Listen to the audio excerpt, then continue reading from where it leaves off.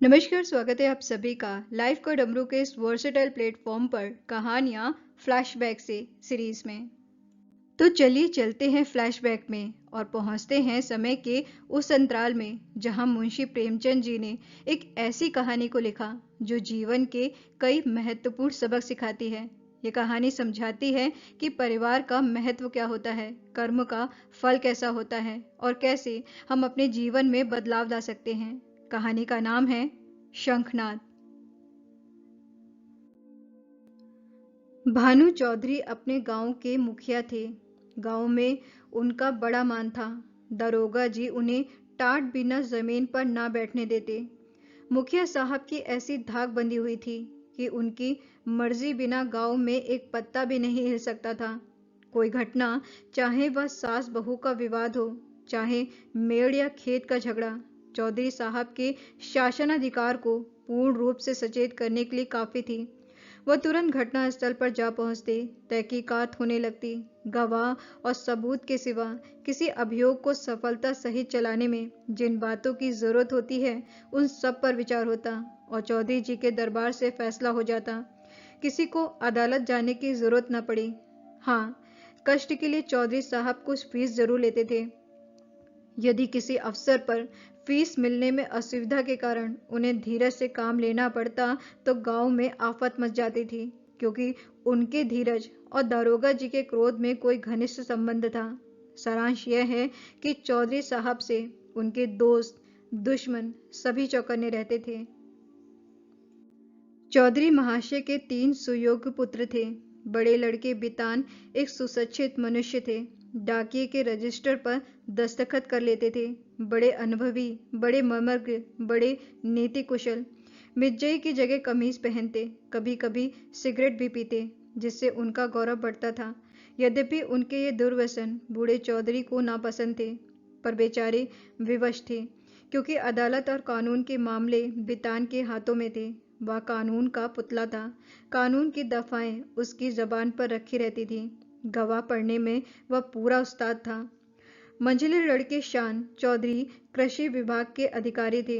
बुद्धि के मंद, लेकिन शरीर से बड़े परिश्रमी। जहां घास न जमी हो, वहां केसर जमा दे।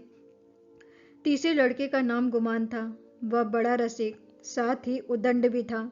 मुहर्रम में ढोल इतने जोरों से बजाता कि कान के पर्दे फट जाते। मछली फंसाने का बड़ा शौकीन था। बड़ा रंगीला जवान था। खंजड़ी बजा बजा कर जब वह मीठे स्वर से ख्याल गाता तो रंग जम जाता। उसे दंगल का ऐसा शौक था कि कोसों तक धावा मारता।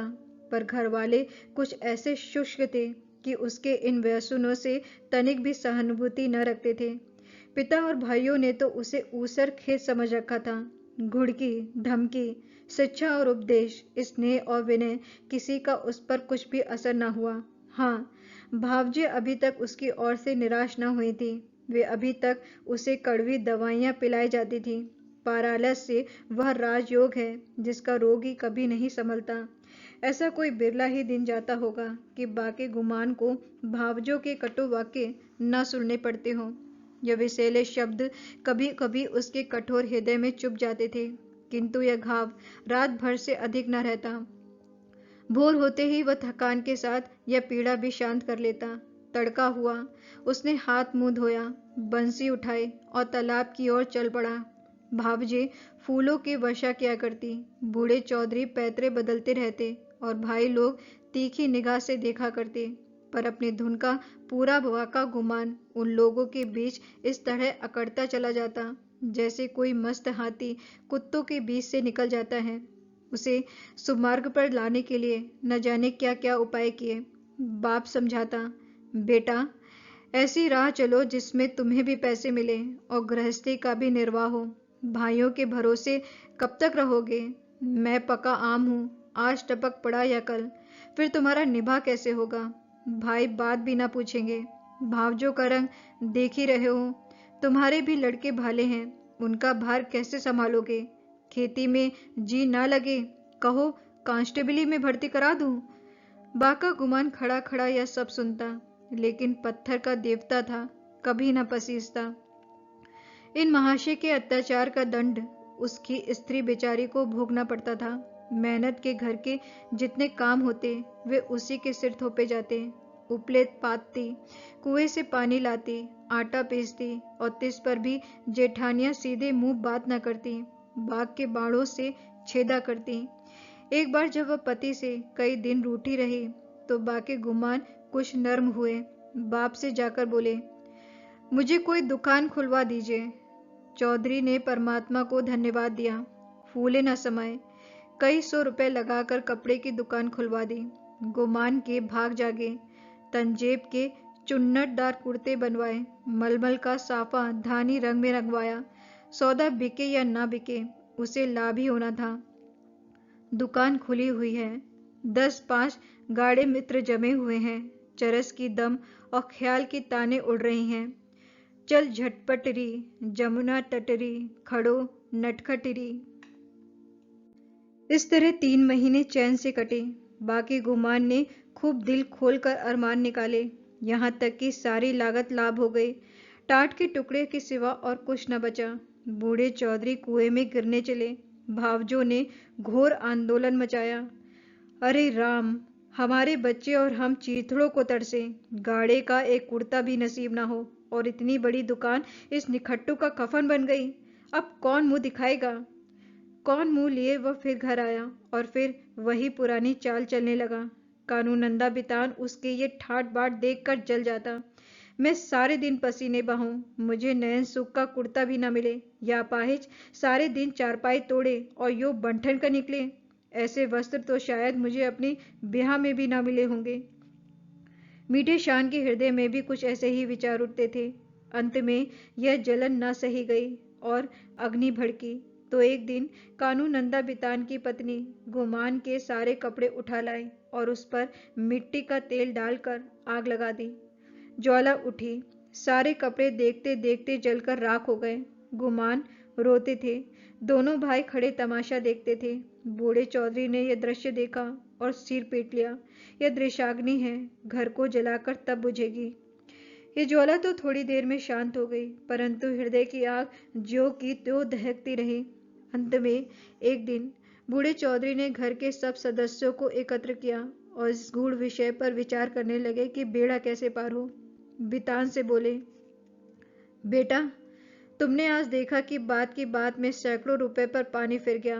अब इस तरह निर्वाह होना असंभव है। तुम समझदार हो, मुकदमे मामले करते हो, कोई ऐसी राह निकालो कि घर डूबने से बचे। मैं तो चाहता था कि जब तक चोला रहे सबको समेटे रहूं, मगर भगवान के मन में कुछ और ही है। बितान की नीति कुशलता अपनी चतुर सहगामिनी के सामने लुप्त हो जाती थी।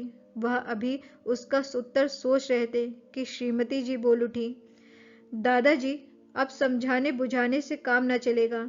सहते सहते हमारा कलेजा पक गया। बेटे की जितनी पीर बाप को होगी, भाइयों को उतनी क्या, उसकी आधी भी नहीं हो सकती। मैं तो साफ कहती हूँ, गुमान का तुम्हारी कमाई में हक है। उन्हें कंचन के कौर खिलाओ और चांदी के हिंडोले में झुलाओ। हम में न इतना बूता है, न इतना कलेजा। हम अपनी झोपड़ी अलग बना लेंगे। हाँ, जो कुछ हमारा हो वह हमको मिलना चाहिए। बाट बरखा कर दीजिए, भला से 4 आदमी हंसेंगे। अब कहाँ तक दुनिया की लाश ढोवें।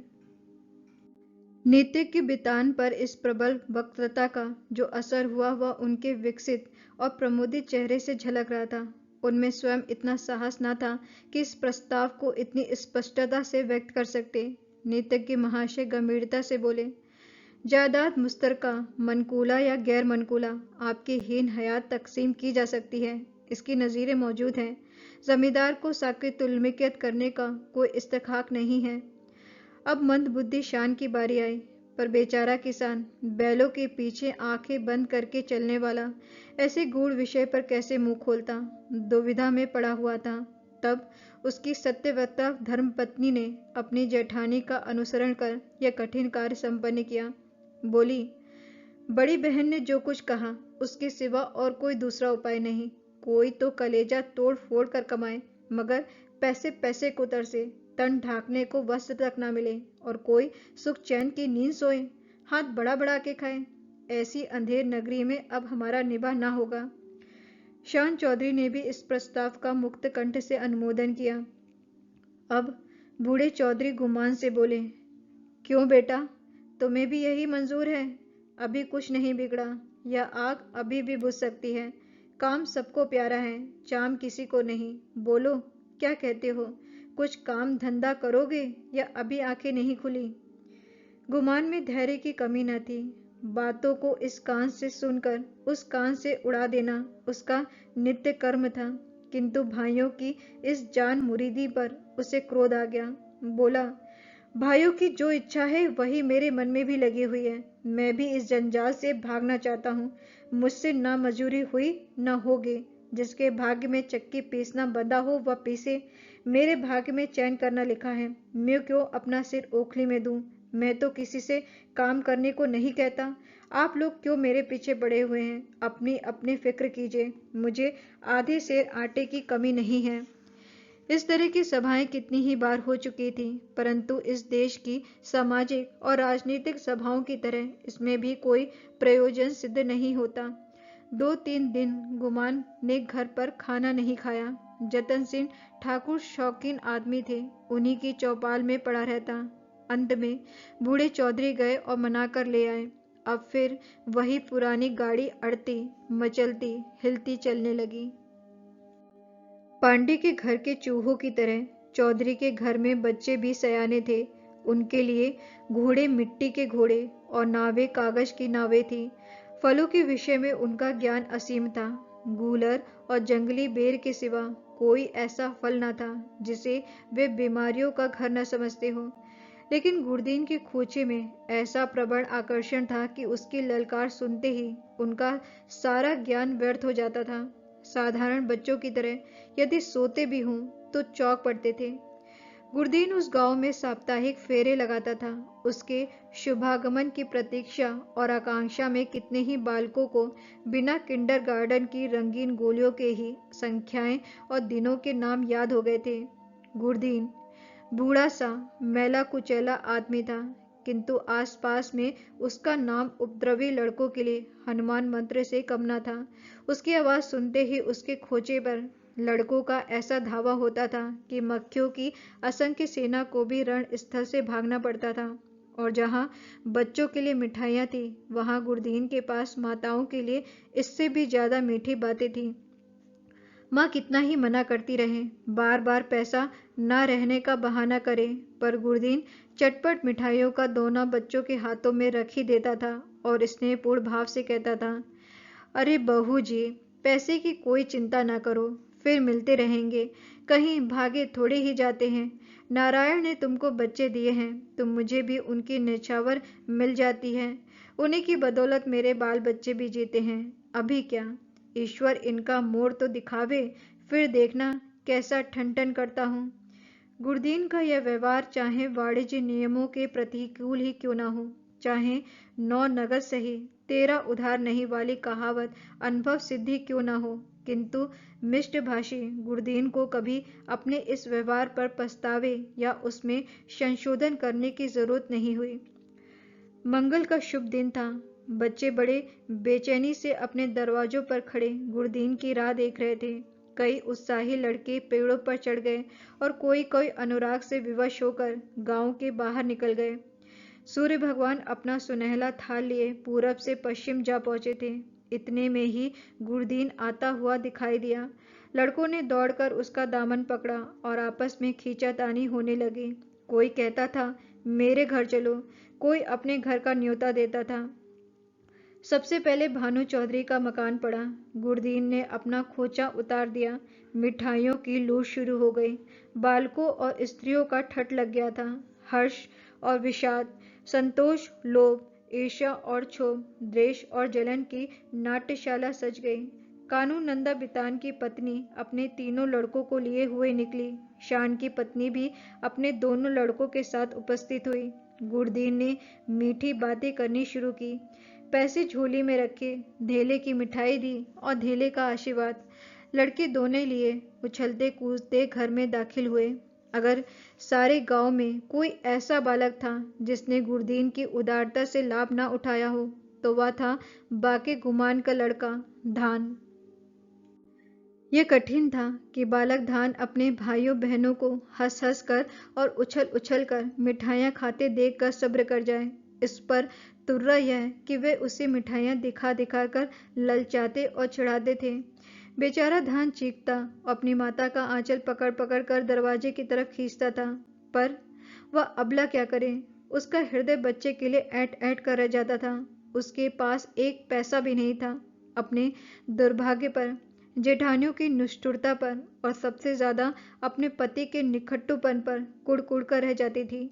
अपना आदमी ऐसा निकम्मा ना होता तो क्यों दूसरों का मुंह देखना पड़ता, क्यों दूसरों के धक्के खाने पड़ते। उसने धान को गोद में उठा लिया और प्यार से दिलासा देने लगी। बेटा, रो मत। अब की गुरदीन आवेगा तो तुम्हें बहुत सी मिठाइयाँ ले दूंगी। मैं इससे अच्छी मिठाई बाजार से मंगवा दूंगी। तुम कितनी मिठाई खाओगे? यह कहते कहते उसकी आंखें भर आई। हे ईश्वर, यह मनहूस मंगल आज ही फिर आवेगा और फिर से यही बहाने करने पड़ेंगे। हाय, अपना प्यारा बच्चा धेले की मिठाई को तरसे और घर में किसी का पत्थर सा कलेजा न पसीजे। वह बेचारी तो इन चिंताओं में डूबी हुई थी और धान किसी तरह चुप ही न होता था। जब कुछ वश न चला तो माँ की गोद से जमीन पर उतरकर लौटने लगा और रो रो कर दुनिया सिर पर उठा ली। माँ ने बहुत बहलाया, फुसलाया, यहाँ तक कि उसे बच्चे की इस हट पर क्रोध भी आ गया। मानव हृदय के रहस्य कभी समझ में नहीं आते। कहाँ तो बच्चे को प्यार से चिपटाती थी, ऐसी झल्लाई कि उसे 2-3 थप्पड़ जोर से लगाए और घुड़क कर बोली, चुप रह अभागे, तेरे मुंह मिठाई खाने का है, अपने दिल को नहीं रोता, मिठाई खाने चला है। बाका गुमान अपनी कोठरी के द्वार पर बैठा हुआ यह कौतुक बड़े ध्यान से देख रहा था। वह इस बच्चे को बहुत चाहता था। इस वक्त के थप्पड़ उसके हृदय में तेज भाले के समान लगे और चुभ गए। शायद उनका अभिप्राय भी यही था। दुनिया रुई को धुनने के लिए तांत पर चोट लगाता है। जिस तरह पत्थर और पानी में आग छिपी रहती है, उसी तरह मनुष्य के हृदय में भी, चाहे वह कैसा ही क्रूर और कठोर क्यों न हो, उत्कृष्ट और कोमल भाव छिपे रहते हैं। गुमान की आंखें भर आईं। आंसू की बूंदें बहुधा हमारे हृदय की मलिनता को उज्जवल कर देती हैं। गुमान सचेत हो गया। उसने जाकर बच्चे को गोद में उठा लिया और अपनी पत्नी से करुण स्वर में बोला, बच्चे पर इतना क्रोध क्यों करती हो? तुम्हारा दोषी मैं हूँ, मुझको जो दंड चाहो दो। परमात्मा ने चाहा तो कल से लोग इस घर में मेरा और मेरे बाल बच्चों का भी आदर करेंगे। तुमने आज मुझे सदा के लिए इस तरह जगा दिया, मानो मेरे कानों में शंखनाद कर मुझे कर्म पथ में प्रवेश का उपदेश दिया हो। कहानी से सीख। जीवन में जिम्मेदारी का महत्व। परिवार का पोषण और उनके देखभाल करना एक महत्वपूर्ण कर्तव्य है। गुमान की तरह आलसी और लापरवाह होना परिवार को कष्ट में डाल सकता है। परिवर्तन का समय। कभी कभी कोई छोटी सी घटना भी इंसान को जीवन की सच्चाइयों से सामना कराती है और उसे बदलने की प्रेरणा देती है, जैसे गुमान को उसके बेटे के मिठाई के लिए रोने ने बदल दिया। परिवार में एकता। परिवार में एकता और जिम्मेदारी निभाने की भावना होनी चाहिए। अगर एक सदस्य आलसी होता है तो बाकी सदस्यों पर बोझ बढ़ता है। करुणा और समझदारी। कहानी में दिखाया गया है कि इंसान कितना ही लापरवाह क्यों ना हो, उसके अंदर करुणा और जिम्मेदारी के बीज होते हैं जिन्हें सही समय पर जागृत किया जा सकता है।